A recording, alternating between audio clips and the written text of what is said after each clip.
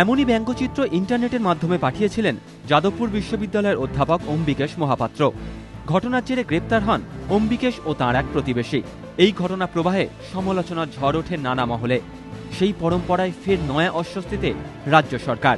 এবার একেবারে কার্টুনিস্টদের আন্তর্জাতিক সংগঠন ব্যঙ্গচিত্রকাণ্ডে প্রতিবাদে মুখর। কার্টুনিস্ট রাইটস নেটওয়ার্ক ইন্টারন্যাশনাল নামে ওই সংগঠন প্রতিবাদী চিঠি পাঠিয়েছে রাষ্ট্রপতি ও প্রধানমন্ত্রীকে। ৩০টি আন্তর্জাতিক মানবাধিকার সংগঠনের স্বাক্ষরিত সেই চিঠিতে অম্বিকেশদের উপর থেকে যাবতীয় অভিযোগ তুলে নেওয়ার আর্জি জানানো হয়েছে। খবর পেয়ে স্বস্তিতে অম্বিকেশ বললেন, এই আন্তর্জাতিক প্রতিবাদ সাহস যোগাচ্ছে। কলকাতাবাসী হিসাবে, রাজ্যবাসী হিসাবে, দেশবাসী হিসাবে এদের তো আমাদের লজ্জাবোধ তো হচ্ছেই। অতএব তারা যে এতটাই উদ্বিগ্ন, তার ফলে আমিও আমার বিরুদ্ধে যে অভিযোগগুলো এসছে, যার ফলে আমি খানিকটা বিচলিত বোধ করছিলাম। আমি অনেকটা সাহস পেলাম যে আমি কোনো অন্যায় করিনি। চিঠিতে রাষ্ট্রপতি ও প্রধানমন্ত্রীর উদ্দেশ্যে লেখা হয়েছে, অভিযোগকারী দলের প্রভাবেই এই কাজ করেছেন, কারণ তাঁর দলের নেত্রী মমতা বন্দ্যোপাধ্যায়কে নিয়েই এই ব্যঙ্গচিত্রটি তৈরি করা হয়েছিল।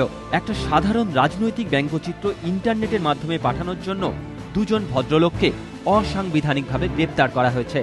আপনাদের অনুরোধ, বাক স্বাধীনতা এবং গণতন্ত্রের স্বার্থে এই দুজনের সমর্থনে এগিয়ে আসুন।